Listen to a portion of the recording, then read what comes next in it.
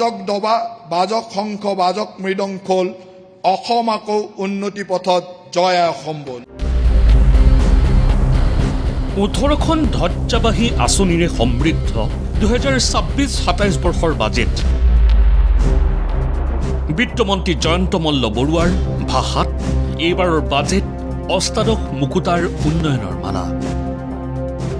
মাননীয় হিমন্ত বিশ্ব শৰ্মা ডাঙৰীয়াৰ পৰিকল্পনাৰ ধাৰণাত অষ্টাদশ মুকুতাৰ উন্নয়নী মালা উপস্থাপন কৰিবলৈ ওলাইছো।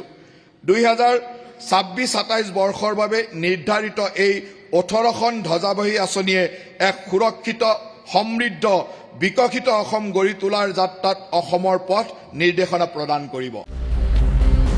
মুখ্যমন্ত্ৰী ডক্টৰ হিমন্ত বিশ্ব শৰ্মাৰ ক্ৰমাগতভাৱে দ্বিতীয়টো কাৰ্যকালৰ প্ৰথমখন বাজেটত সন্নিৱিষ্ট এই 18খন ধ্বজাবাহী আঁচনি ৰূপায়ণেৰে জনকল্যাণ সুনিশ্চিত কৰাৰ লগতে শাসন ব্যৱস্থা গতিশীল কৰাৰো লক্ষ্য স্থিৰ কৰিছে চৰকাৰে।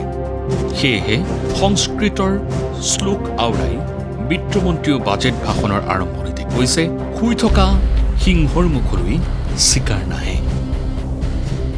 উদ্যমেত হি সিদ্ধিয়ান্তি কাৰ্যনে ন মনোৰথ ন হি সুপ্তস্য সিংহস্য প্ৰৱেশতি মুখে মৃগা। অৰ্থাৎ কাম কেৱল প্ৰচেষ্টাৰে সফল হয়, ইচ্ছাৰে নহয়। শুই থকা সিংহৰ মুখলৈ চিকাৰ নাহে।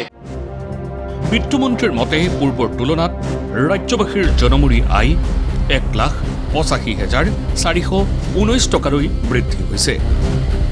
একেদৰে উন্নত হৈছে ৰাজ্যৰ বিত্তীয় শক্তিও।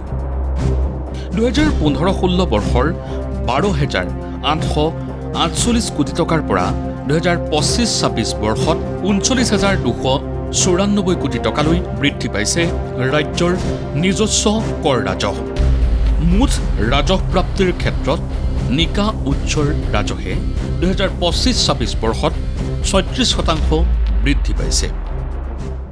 বিগত এটা দশকত অসমৰ বিত্তীয় যাত্ৰা অতিশয় উল্লেখনীয় হৈ উঠিছে। আমাৰ চৰকাৰে বিত্তীয় আত্মনিৰ্ভৰতা শক্তিশালী কৰাৰ উদ্দেশ্যে 2031 চনৰ ভিতৰত নিজা উৎসৰ ৰাজহৰ বৰঙণি 50%লৈ বৃদ্ধি কৰাৰ সংকল্প গ্ৰহণ কৰিছে।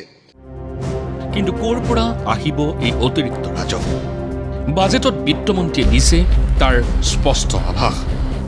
নিৰন্তৰ সংস্কাৰ, উন্নত ব্যৱস্থাৰাজি আৰু প্ৰযুক্তি নিৰ্ভৰ শাসন ব্যৱস্থাই বিগত সময়ত ৰাজহ সংগ্ৰহ উল্লেখযোগ্যভাৱে বৃদ্ধিত বৰঙণি যোগাইছে।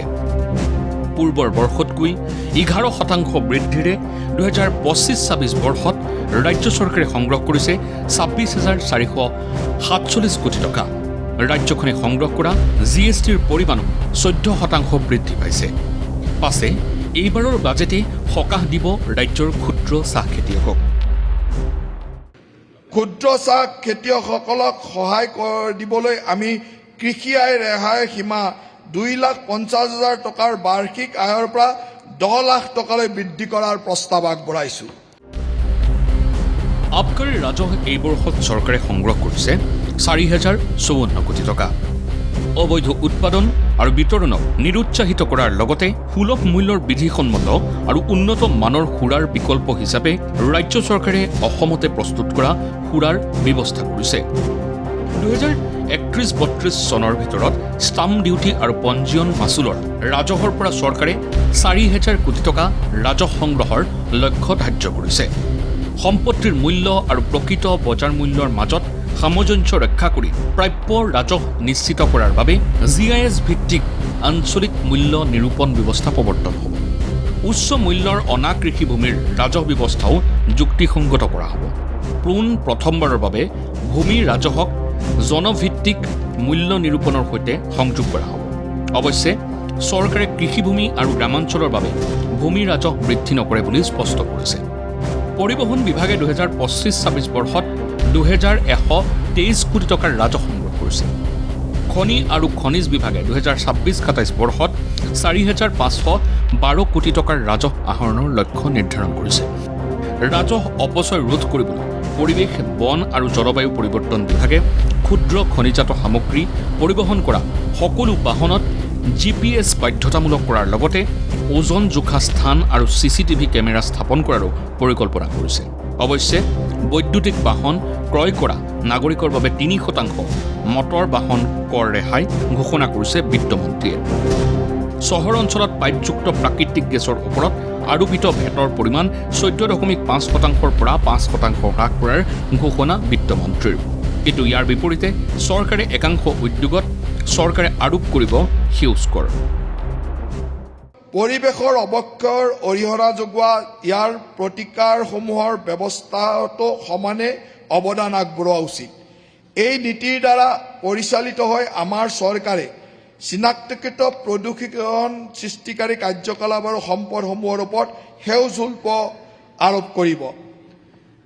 শিল ভঙা কল, কয়লাভিত্তিক উদ্যোগ, ইটা ভাটা, ব্যৱহৃত বাহনৰ মালিকীস্বত্ব হস্তান্তৰ, ভূগৰ্ভস্থ পানীৰ বাণিজ্যিক আহৰণ আৰু চৰকাৰে সময়ে সময়ে অধিসূচনা কৰা অন্যান্য পৰিৱেশ সংবেদনশীল উদ্যোগ আৰু কাৰ্যকলাপৰ ওপৰত সেউজ শুল্ক আৰোপ কৰাৰ প্ৰস্তাৱ আগবঢ়াইছোঁ। Bureau report ND24।